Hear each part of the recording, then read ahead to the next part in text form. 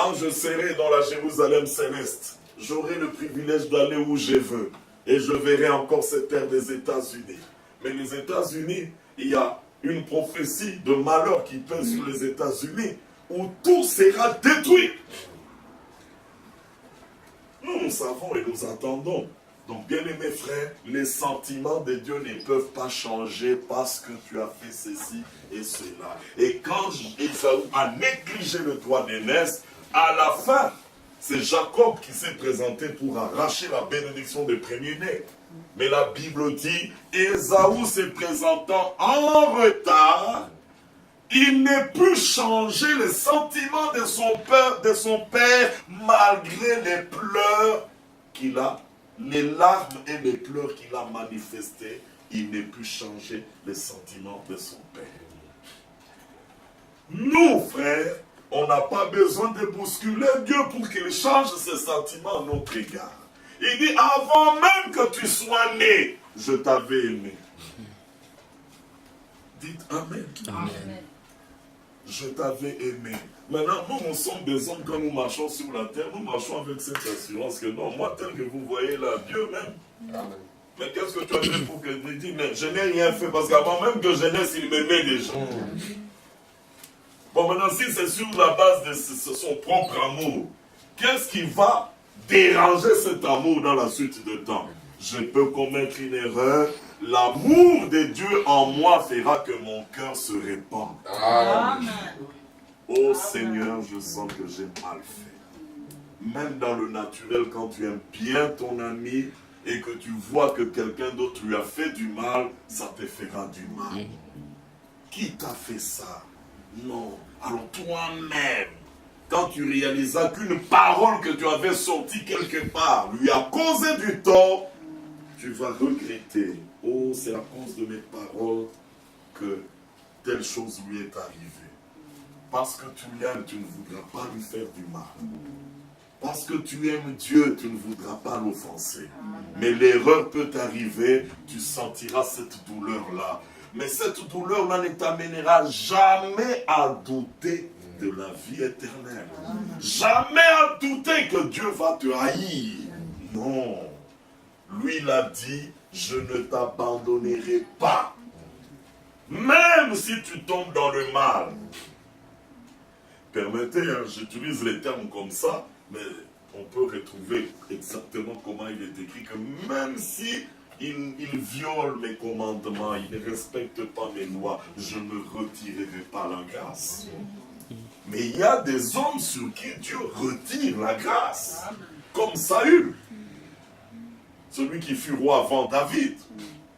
Petite erreur, il dit, oh, je retire ma grâce. Parce que d'abord, tu es un roi que j'ai donné dans ma colère. Mais dans mon amour, j'ai donné David. Alors il dit, David, respecte la parole de Dieu, obéis. Mais même si tu fais le mal, Dieu ne retirera pas sa bonté à ton égard. Et le jour où David a commis une erreur d'ordonner le dénombrement du peuple, Dieu s'est mis en colère, il devait frapper, et pour frapper, les anges de la destruction devaient agir. Mais l'ange aurait pu dire, je commence par David qui est le premier coupable. Dieu dit, ne touche pas David. Va frapper ailleurs, pas David. Et l'ange a commencé à frapper, les hommes mouraient. Quand David a vu cela, il dit, mon Dieu, c'est moi le coupable. Pourquoi fais-tu mourir des innocents à ma place? Regardez comment Dieu traite avec les élus. Il y a des choses qu'il peut faire sur les autres, mais chez l'élu, il dit, je ne le ferai pas. Parce que là, ma bonté, mon amour est là. Je t'ai aimé, j'ai haï Ésaü. Frère, ce sont des petites déclarations, mais c'est très profond, parce que même dans Malachie, chapitre 1, c'est écrit comme ça, oracle, parole de l'Éternel adressée à Israël par le prophète Agé. On attend l'oracle. L'oracle, ça dit que c'est une déclaration puissante de l'Éternel. Mais quand il lance sa déclaration, il dit, Israël, je t'ai aimé. Ça se termine là, point. C'est ça l'oracle. Je t'ai aimé. De quoi prêchons-nous aujourd'hui? Nous parlons aussi de l'amour de Dieu. Comme Jean dit, nous avons connu cet amour-là que Dieu a envers nous et nous y avons cru. Amen. Alors j'étais aimé, mais lisez la réponse qu'Israël donne là dans Malachie 1. Oh, en quoi nous as-tu aimé? L'homme discute comme ça. Oh, Linda qui n'a la nini, en quoi m'as-tu aimé? Oh, où est la preuve de cet amour? Alors Dieu dit, mais Israël, as-tu oublié que Esaü était le frère de Jacob? Dans le même sein maternel, fils du même père. Mais moi j'avais dit, j'ai aimé Jacob. Maintenant, regardez la condition d'Édom, parce qu'Édom, il est de la lignée d'Ésaü. S'il plante, moi, je détruis. S'il construit, moi, je renverse. Mais toi, je t'ai aimé. Ça, que Dieu nous bénisse, qu'il nous donne la révélation de cet amour-là. Comme Romains 8 il est dit, l'amour, rien ne nous séparera de l'amour de Dieu manifesté en Jésus-Christ. Rien, frère. Et nous vivons dans cet amour et nous demeurons fermes jusqu'à la fin. Et à cause de cet amour, Dieu a prévu de nous préserver de tout ce qui est malheur, enfer, destruction de la terre qui vient bientôt. Là, je prendrai, je l'avais mis ici, nous lirons dans 2 Pierre chapitre 3.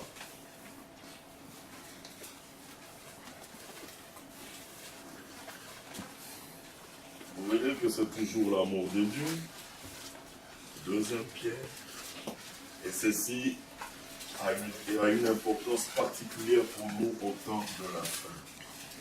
Il dit ceci. À partir du verset 1. Voici déjà, bien-aimés, la seconde lettre que je vous écris. Dans l'une et dans l'autre, je cherche à édifier par des avertissements votre saine intelligence, afin que vous vous souveniez des choses annoncées d'avance par les saints prophètes et du commandement du Seigneur et Sauveur enseigné par vos apôtres. Sachez avant tout, dans les derniers jours, et nous sommes dans les derniers jours, il viendra de mon cœur avec leur raillerie et marchant selon leur propre convoitise. Le moqueur, ce n'est pas celui qui ouvre grandement sa bouche et qui montre ses dents blanches en riant. Non. Le moqueur, regardez le langage qui tient au verset 4. Ils disent, où est la promesse de son avènement? Car depuis que les pères sont morts, tout demeure comme dès le commencement de la création. Voilà le langage de mon cœur. Vouloir mépriser, renier, douter de l'avènement du Seigneur qui est pourtant à la porte, à notre porte. Jésus revient bientôt. Mais le monde dans lequel nous vivons ne croit pas ces choses. Les compagnies que vous fréquentez, les hommes qui peuvent vous diriger, ils ne croient pas ces choses, ils n'acceptent pas ces choses. Et parfois, plongés dans l'ambiance générale, dans nos occupations quotidiennes, parfois nous oublions, nous perdons de vue que, frère, si tu reconnais que tu es élu, tu reconnaîtras que tu es né dans cette génération pour servir au dessein de Dieu. Amen. Pour faire partie de l'épouse de Jésus-Christ. Parce que ça, c'est une chose très difficile dans cette génération avec la condition générale du péché qui atteint son comble dans ce monde perverti d'aujourd'hui. Quelles influences diaboliques n'avons-nous pas aujourd'hui? Les choses qui pouvaient se faire en cachette hier se font maintenant aujourd'hui publiquement. Des homosexuels qui se déclarent homosexuels publiquement alors que ce sont des grands dirigeants politiques. Des parlements qui siègent et font des débats pour accepter le mariage, par exemple, entre hommes, le mariage des homosexuels. Qu'est-ce qui se passe dans ce monde? Le mal devient bon, la ténèbre devient lumière, tout change sans dessous. Au Canada, il y a un frère qui vient de là, lui me dit quand quelqu'un te pose la question, bonjour monsieur, vous êtes déjà marié? Lui, s'il dit oui, je suis déjà marié, il faut ajouter une question. Bon, c'est une femme ou un homme? Ouais, parce que là, c'est officiel, c'est accepté. Donc quand tu dis que tu es marié, ben, ça peut être marié à un homme ou marié à une femme. Alors que toi, tu es homme. Donc maintenant, quand on pose la question, il faut ajouter cette deuxième question pour qu'on sache ta voisine, ta copine, ta femme, elle est masculin ou féminin. Et on voit un prêtre, et ça, vous regardez, même dans l'église, c'est entré, un prêtre qui va bénir un mariage de deux hommes. Dans l'église, les parents des deux conjoints sont même là. Où sont les représentants du conjoint A? Là, nous sommes là. Où sont les représentants du conjoint B? Oui, nous sommes là. C'est accepté. Ça, c'est la condition du monde aujourd'hui. Et les influences deviennent de plus en plus fortes. Satan veut offrir le péché à bas prix. Pourquoi cherches-tu loin? Viens à côté avec un peu d'argent. Tu as ce que tu veux. Tu as le plaisir. Toi, tu veux la bonne vie, comme nous en Afrique là-bas. Maintenant, c'est devenu un commerce. Non, pardon, c'est devenu un trafic. Parce que tout le monde rêve à la bonne vie en Europe. Oh, si je peux trouver un petit blanc qui va m'accepter, je suis parti. D'autres, ils ont des réseaux de prosélytisme. Voilà. Hein? Il faut trouver de la marchandise pour alimenter les réseaux. Et la marchandise, c'est quoi? Ce sont des jeunes filles. On va les négocier en Asie à 3 000 $ par an.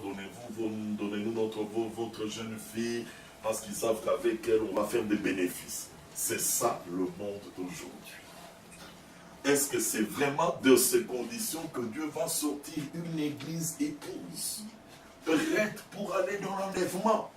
Parce que les autres regarderaient l'époque des Paul, l'époque des Pierre pour dire « Ah, eux, ils étaient bien, parce que dans leur époque, il n'y avait pas de télévision, il n'y avait pas de radio, il n'y avait pas ceci, il n'y avait pas des revues, des magazines pour qu'on voie tout ce qu'on voit aujourd'hui. Mais non, c'est grave! » Est-ce que Dieu va-t-il produire une épouse ici au temps de la fin? Parce que Dieu n'échoue jamais. Quand il faisait son plan, dans la prédestination, il fixe même les temps et les lieux. Quand il a regardé le premier âge, où la religion avec la loi de Moïse là-bas en Israël était bien fondée. Mais il fallait un homme ou des hommes capables, malgré toute la loi de Moïse et tous les commandements, les cultes, le temple, des hommes capables de regarder dans les prophètes et de ressortir la grâce de Dieu pour la prêcher à tout le monde. C'était ça un grand combat, sortir l'homme de la religion pour l'introduire dans la réalité. Là, il n'y avait pas de problème de télévision, il n'y avait pas de problème de radio, il n'y avait pas hôtel. Bon, la prostitution existait. Mais aujourd'hui, quand Dieu regarde les conditions de la vie aujourd'hui, il dit non, si je mets des hommes comme Paul ici, ça ne marchera pas. Des hommes comme Pierre, ça ne marchera pas. Il faut des croyants capables de surmonter toutes ces vagues du temps de la fin. En dehors du péché qui est manifeste, il y a aussi le fait que les religions ont tellement tordu la parole de Dieu qu'il n'y a plus de vérité. Il faut des croyants capables de revenir au fondement qui était au commencement, de faire une expérience de la victoire de Golgotha, et avec cette victoire, d'échapper à toutes ces influences du monde. Et la Bible dit, celui qui est né de Dieu triomphe du monde. Et la victoire qui triomphe du monde, ce sont nos prières. Non, c'est notre foi. Amen. Ah, donc il faut des croyants qui aient ce niveau de foi-là. Qui ne regardent pas une pratique religieuse, qui ne regardent pas une façon de faire. Non, ils s'accrochent seulement à Golgotha. Tout est là, j'ai la pleine victoire et je me relève triomphant. Voilà le type de croyant que Dieu a prévu pour ces temps de la fin. Et lorsqu'il a regardé, il a dit, Paul, pas ici, ici il faut des croyants comme Georges. Moi j'ai dit, Amen. Il faut des croyants comme Franck. Il faut des croyants comme Eliezer. Eliezer, peux-tu dire Amen? Ah, ne doute pas. Parce que tu vas dire, non, non, mais quand je regarde tout ça dans ce monde, comment je peux croire que je suis vainqueur? Non, c'est pas toi qui as décidé d'être vainqueur, c'est Dieu. Amen. Il dit, je t'ai établi dans cette génération pour que je manifeste ma victoire par toi. Comprenez que tout, c'est le dessein de Dieu. C'est Dieu qui le fait. Alors toi, accepte seulement que s'il m'a placé dans cette génération mauvaise, il a l'assurance de faire triompher Golgotha par moi. Moi, je ne suis qu'un instrument. Alors moi, quand je regarde comment le péché monte, la Bible dit, quand la loi a été donnée, les hommes croient qu'en donnant la loi, c'est pour diminuer le péché.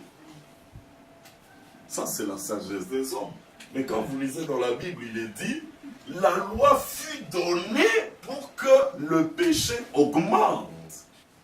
Afin que le péché atteigne le plus haut point pour être condamnable. Et là où le péché a abondé, la grâce a surabondé. Amen. Alléluia. Alors quelqu'un qui n'est pas dans le plan, lui il va dans son église ici pour que les gens changent la vie. Nous allons donner la loi. Mais erreur.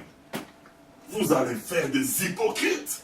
Vous allez rendre les gens pires que ce qu'ils étaient avant. Que Dieu nous aide, frère, à comprendre que nous sommes nés pour être les vainqueurs de cette génération.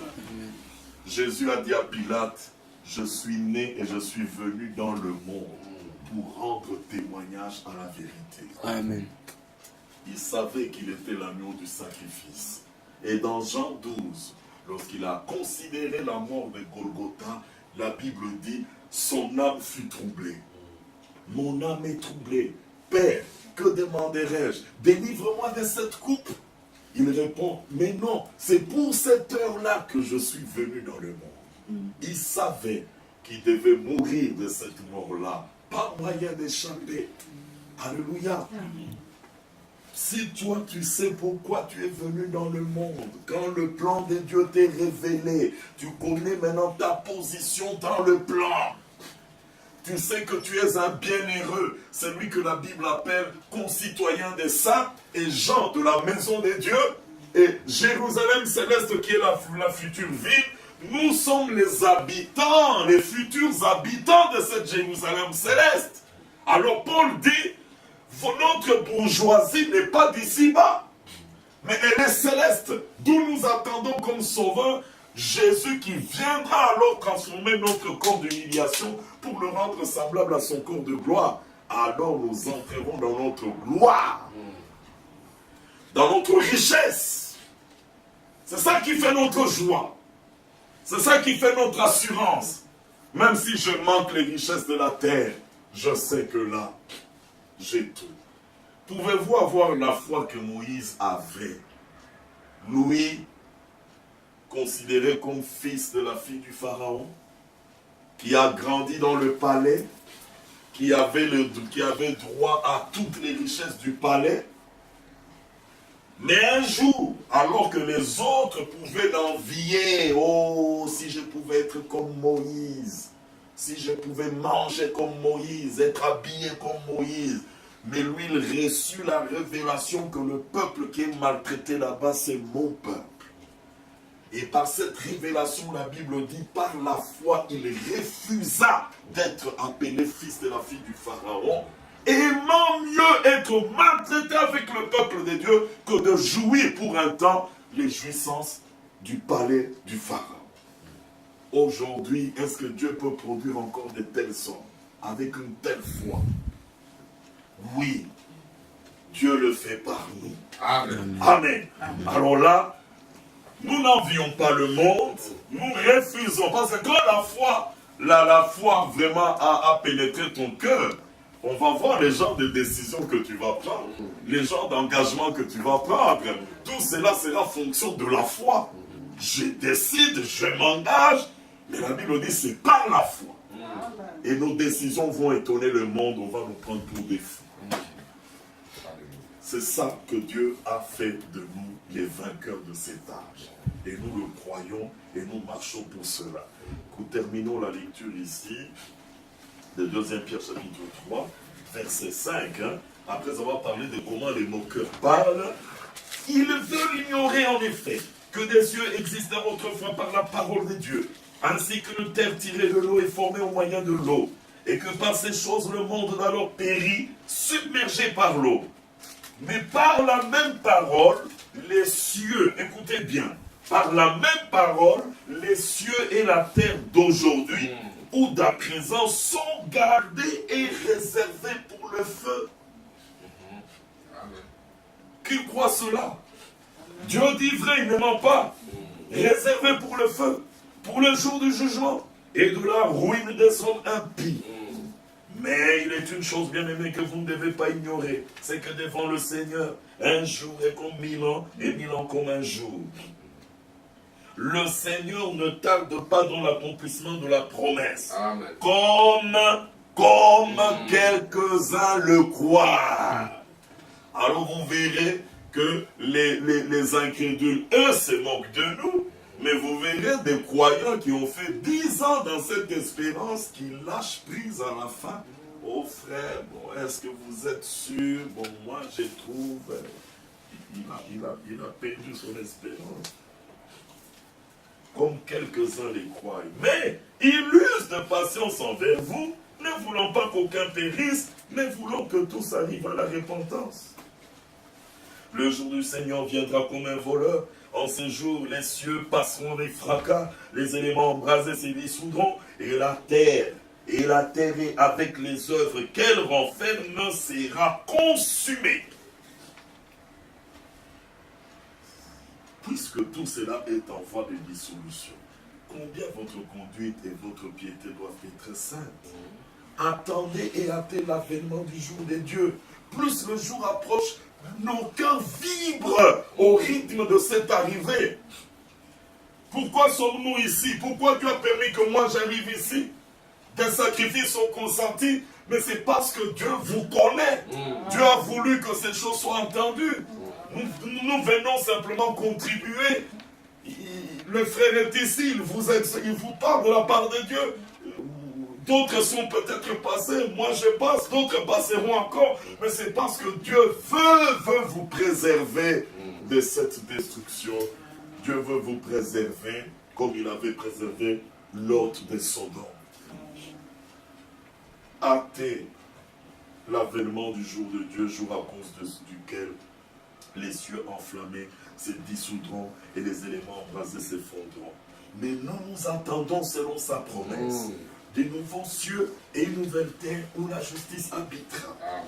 C'est pourquoi, bien-aimés, en attendant ces choses, appliquez-vous à être trouvés par lui sans tache et irréprochable dans la paix.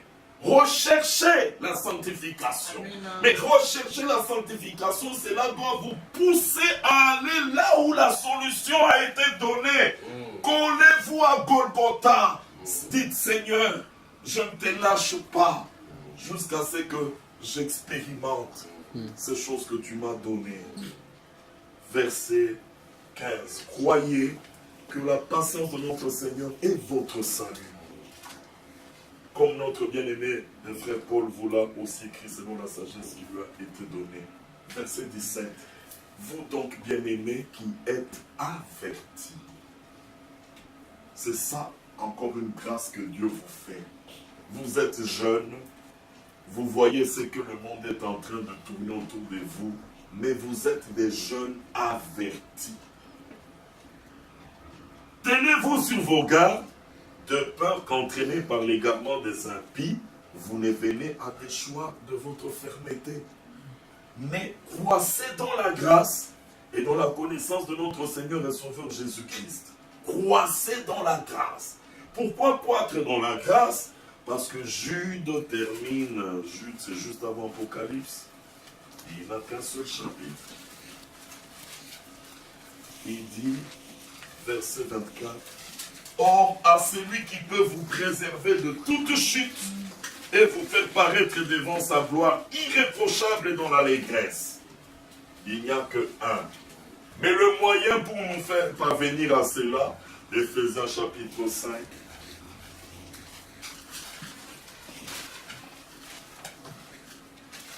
verset 25. Marie, que chacun aime sa femme comme Christ a aimé l'Église et s'est livré lui-même pour elle. Vous voyez comment Christ a aimé l'Église? Sommes-nous de cette Église que Christ a aimé? Oui. Nous a-t-il aimé aujourd'hui? Non, il nous avait déjà aimé. Il s'est livré lui-même pour elle, afin de la sanctifier en la purifiant et en la lavant par l'eau de la parole. Pour faire paraître devant lui cette Église glorieuse, sans tache, ni ride, ni rien de semblable, mais sainte et irréprochable. Il s'est livré lui-même pour que l'Église arrive à cette position. Comme des hommes avertis. Bien-aimés, il y a quelque chose aussi de très intéressant que Dieu permet. Maintenant, nous devons terminer. Vous habitez l'Europe. Vous êtes bien outillés en termes de télévision et de chaînes multiples pour que les informations des événements modernes vous soient communiquées et vous êtes bien informés de ce qui se passe dans le monde entier. Mais vous devez alors vous rendre compte et réaliser que nous sommes entrés dans une phase particulière. Il y a des choses qui arrivent maintenant qui ne pouvaient pas arriver il y a 10 ans.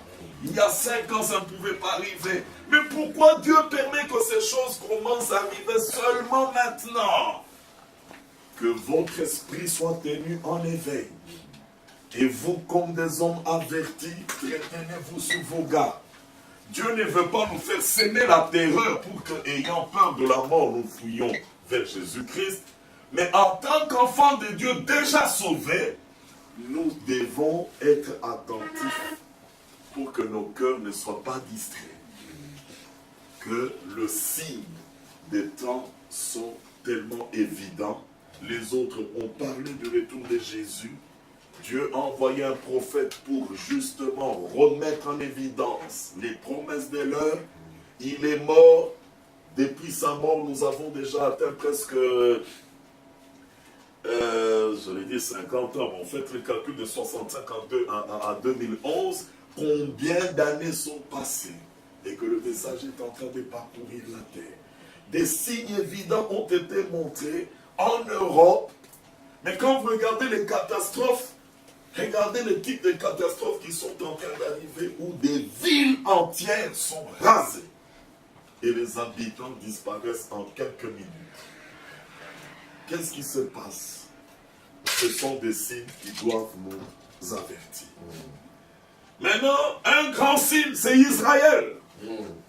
Israël est revenu dans son territoire. Bon, nous n'aurons pas le temps de lire cela, mais il y a des prophéties qui montrent ce qui va arriver à Gaza.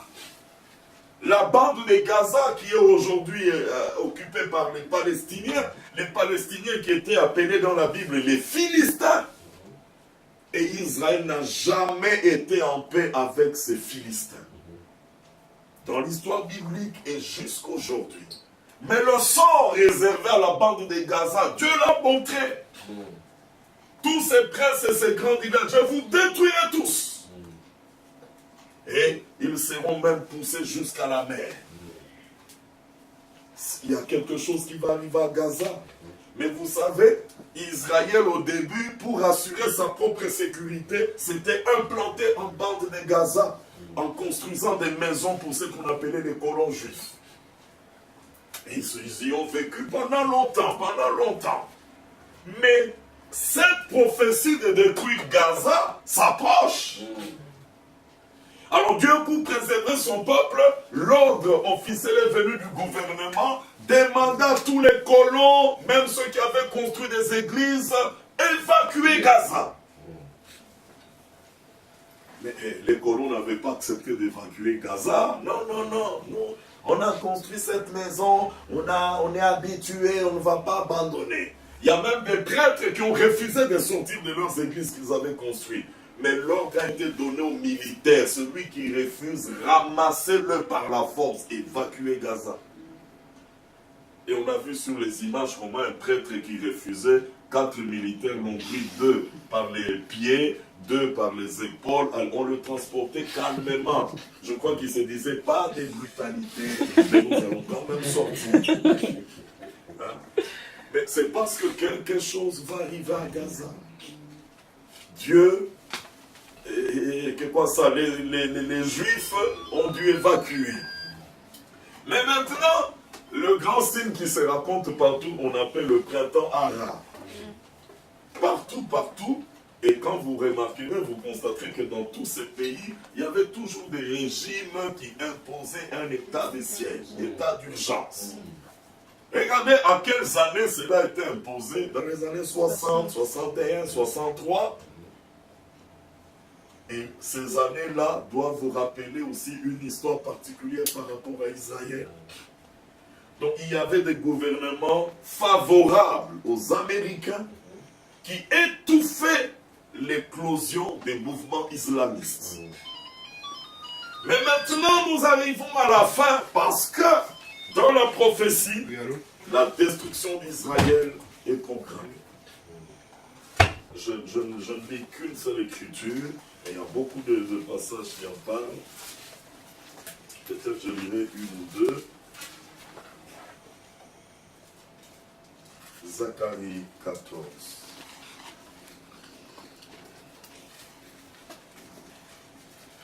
Regardez. Voici les jours de l'Éternel arrivent, et tes dépouilles seront partagées au milieu de toi. Zacharie 14.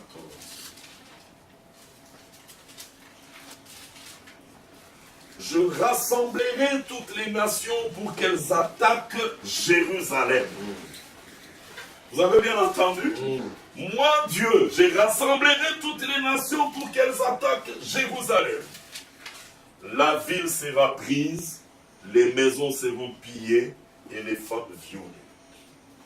La moitié de la ville ira en captivité. Si vous prenez Apocalypse 11, de 1 à 2, vous verrez que là il est dit, mesure le temple, mais les pavés extérieurs, laisse-le, parce qu'il sera livré aux nations qui le fouleront à leurs pieds. Ah, Daniel aussi, quand il a posé la question, mais les visions que j'ai ici, quelle en sera l'issue? Dieu lui dit, c'est lorsque la force du peuple saint sera entièrement brisée. Mais aujourd'hui, ils sont encore très forts.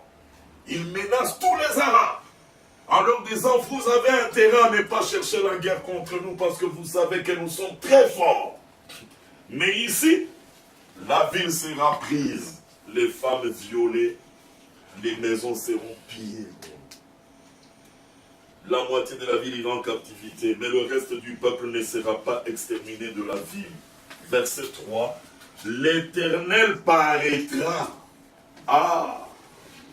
Et il combattra ces nations. Amen. Comme il combat au jour de la bataille. Et cet accomplissement, nous le retrouvons aussi dans Apocalypse. Lorsque la force d'Israël sera complètement achevée, le grand vainqueur, le grand combattant apparaîtra. Et il mettra fin à la guerre que ces nations ont Israël. Ce sont des choses qui doivent arriver. Je prendrai dans Zacharie 12. Voici, je ferai de Jérusalem, verset 2, hein. Je ferai de Jérusalem une coupe d'étourdissement pour tous les peuples d'alentour, et aussi pour Juda dans le ciel de Jérusalem. En ce jour-là, je ferai de Jérusalem une pierre pesante pour tous les peuples. Tous ceux qui la soulèveront seront meurtris. Remarquez ici, tous ceux qui la soulèveront seront meurtris. Cela montre que s'il y a une première guerre par rapport à Jérusalem, les peuples d'alentour ne gagneront pas. Ils seront meurtris. Mais juste après, il le dit, et toutes les nations de la terre s'assembleront contre elle. C'est ce que nous venons de lire dans Jean Zacharie 14. Il y aura un premier combat où Israël sortira vainqueur. Mais alors, Quand la communauté internationale constatera cela, toutes les nations alors seront rassemblées contre Jérusalem. Et là, Jérusalem sera foulée, pillée. Maintenant, ces mouvements islamistes remontent en surface. Regardez qu'en Égypte, à peine Moubarak est tombé, on a nommé un comité militaire pour gérer la transition. Mais il y avait des accords qui étaient signés entre Israël et l'Égypte qui datent des années 70, où aucun bâtiment de guerre iranien ne pouvait traverser le canal de Suez. Mais à peine Moubarak tombait, 2 semaines après, un navire de guerre a traversé le canal de Suez. Alors tout le monde dit non, il faut la démocratie, c'est bien la Tunisie, ils se sont réveillés, puis la Libye, tout le monde, puis la Syrie, le Yémen. Mais quand vous posez la question aux dirigeants israéliens, ils disent, tous ces mouvements nous inquiètent parce que la sécurité d'Israël est menacée. Regardez que tous ces mouvements que nous voyons vont conduire à la guerre contre Israël. Et là, le chef de ce combat-là, parce que vous avez vu avec la Libye, c'est la France qui est à la tête. Mais quand vous allez dans Ézéchiel 38, là, Dieu dit, le roi du Nord, tu seras à leur tête. Et c'est toi qui conduiras toutes ces troupes contre Israël. Le roi du Nord, nous le connaissons, c'est la Russie. Elle est bien manifestée. Donc il y a plusieurs prophéties comme ça, bon, pour vous montrer que nous vivons des temps très particuliers où chaque jour qui se passe, un événement moderne peut être rendu clair par la prophétie de la Bible. La crise financière qui a été connue dans les 2 ans qui viennent de passer, on ne sait pas l'expliquer jusqu'à aujourd'hui. Parce qu'on dit, mais où sont passés tous ces milliards? Ils ne savent pas où sont passés tous ces milliards. Mais il y a la prophétie d'Apocalypse 18 qui va s'accomplir. Parce qu'il y aura une seule ville qui tiendra les finances dans ses mains, au point que personne ne pourra ni acheter ni vendre sans passer par elle. C'est la grande ville, Babylone la grande. Il faut, selon Daniel, que par des artifices astucieux, il va reprendre le contrôle de toutes les finances entre ses mains. Et le Vatican a une banque aujourd'hui, mais vous savez, Vatican, c'est un État dans un État. Et personne n'a le droit d'aller imposer à Vatican des lois extérieures. Qui va contrôler les banques du Vatican? Et quand Kadhafi a été menacé par les Suisses, il a dit, je retirerai tout mon argent. Et quand il a retiré, il a placé ça dans la banque du Vatican. Tous ces milliards doivent aller là-bas. Les richesses, l'or, même tous ces vestiges qu'on a retirés des anciens empires, même d'Israël. Les richesses sont gardées au Vatican. Jusqu'à ce qu'Apocalypse 18 va s'accomplir. En 1 heure, la ville qui a les richesses, tout ça, sera détruite en une seule heure. Mais qui détruira la ville? Vous voyez la bête sur laquelle la femme est assise, elle avait 7 têtes et 10 cornes. Mais les 10 cornes-là, ce sont des pays ex-soviétiques qui seront quand même par des alliances amenés à être introduits dans l'Europe unie. Mais leur caractère intérieur, c'est le communisme. Maintenant, ces 10 cornes, on les a cherchés. Maintenant, ils sont clairement établis. Vous pouvez même dresser la liste depuis le nord jusqu'au sud, la Pologne, l'Estonie, Lituanie, la Roumanie. Par compter tous ces pays, les 10 cornes sont là. Quand une 11e a voulu s'ajouter, on a dit non, non, non, non, on arrête. Votre cas sera revu dans 10 ans. Mais à la fin, les 10 cornes de la bête haïront la prostituée et la dépouilleront. tout est clair maintenant. Nous n'avons plus à hésiter, mais que les enfants de Dieu se réveillent. Le temps touche à sa fin. Que le Seigneur vous bénisse richement. On avait commencé un peu en retard, excusez-nous encore, mais que Dieu bénisse ces quelques paroles dans vos cœurs, que l'Esprit approfondisse, que l'Esprit vous révèle encore davantage, afin que par la pression de la révélation, vous soyez conduits à prendre un engagement sincère, une décision intérieure sincère, que vous marchez comme des hommes avertis et c'est reconnaissant comme des hommes mis à part dans cette génération pour servir au dessein de Dieu. Amen. Amen. Nous allons revenir.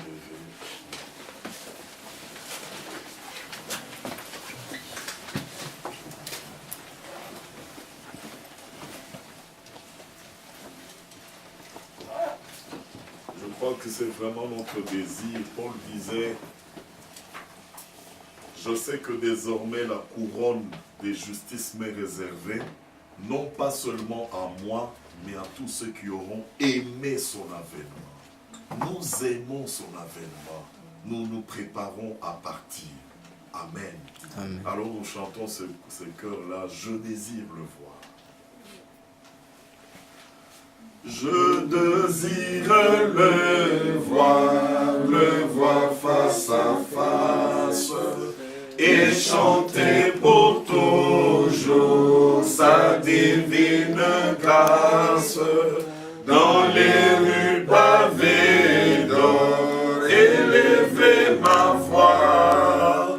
Les soucis sont finis, je suis à l'abri. Oui, je désire le voir. Ce désir profond crée en nous un désir de rester attaché à Golgotha, de vivre, d'expérimenter les bonnes paroles qu'il nous a adressées.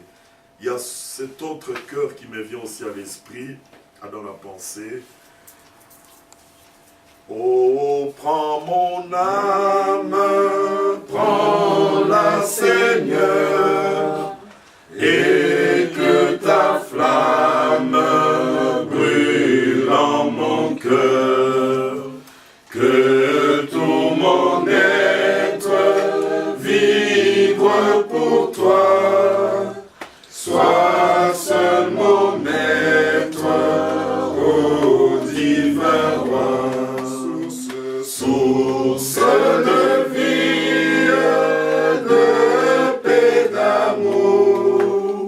Vers toi je crie la nuit, le jour. Entends ma plainte, sois mon soutien. Oui, calme ma crainte, toi mon seul bien. Que tout mon être vibre pour toi, toi mon seul bien, source de vie et de paix. Élevons, parlons-lui de tout notre cœur. Oh Père Céleste, nous pouvons admirer ta sagesse et ton intelligence. Et tu as veillé à ce que ces mystères nous soient révélés ici au temps de la fin. Pour que nous soyons, ô Dieu, des hommes avertis. Recevons la plénitude de ta grâce. Et marchant, Seigneur, dans la réalité des choses que tu es en train d'accomplir. Seigneur, ta parole est écrite. Bien avant, Seigneur, tu n'as pas parlé mon frère. Mais aujourd'hui, ces choses sont puissantes. Et ouvre mon esprit, mon cœur. Et nous voulons recevoir l'enseignement de la Bible. Je suis ta servante. Qu'il me soit fait selon ta parole. Seigneur, c'est ta parole qui est la vérité. Seigneur, toutes ces choses ont été dites pour nous. Tu nous as adressé ces choses. Et que je le croyons pour nous. Seigneur, fais en moi. Et nous laisse pas comme des auditeurs. Mais viens faire éclater ta voix. Viens faire manifester ta bonté. afin que nous expérimentions et à la plénitude de la rédemption. Toi notre Dieu, toi notre Père. Seigneur, mets l'urgence de ta venue dans le cœur de tes enfants. Seigneur, oh Dieu, et dispose chaque âme, Seigneur, oh Dieu. Oh Père, à prendre sa préparation, Seigneur, oh Dieu, avec prudence pour ta gloire. Ainsi agis. Seigneur, c'est toi seul qui fais grâce. Ainsi soit loué Dieu de notre salut, Dieu de notre Père, notre Seigneur et notre Sauveur, de ce qu'il t'a plu encore aujourd'hui, de parler à nos cœurs, Seigneur, de nous faire connaître, oh Dieu, ta volonté pour nous, et Seigneur, de nous annoncer des choses pour ta gloire, que tu nous fais connaître aujourd'hui, Seigneur, parce qu'elles sont pour nous. À toi l'honneur, à toi la gloire. Bénis ton serviteur, Seigneur, qu'il soit une flamme de feu et les capacités, Seigneur, oh Dieu, pour annoncer l'évangile éternel, lui soient encore accordées. Et que ta grâce, Seigneur, se répande dans sa vie. Bénis, Seigneur, sa femme. Bénis ce couple, Seigneur, pour ta gloire, que nous recommandons encore une fois entre tes mains. Que tes riches bénédictions se répandent dans leur vie, ainsi sur chacun de nous, Seigneur. Oh Dieu, merci. Merci, grandeur redoutable. Car toi, notre Père, tu nous as déjà bénis. Oh Dieu, à toi l'honneur, à toi la gloire. Notre Dieu et notre Seigneur, au nom de Jésus-Christ. Amen. Amen. Nous pouvons nous asseoir.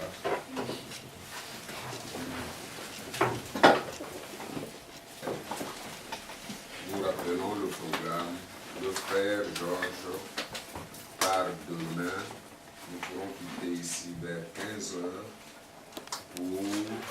Vraiment, il faut qu'on quitte vers 15 heures pour arriver à Marseille au plus tard 17 heures, afin de permettre aux frères de pouvoir se reposer, car le trajet est long, et d'être prêts aussi pour annoncer la parole de Dieu aux frères aussi qui vont se réunir à Salon de Provence pour écouter les merveilles de notre Seigneur.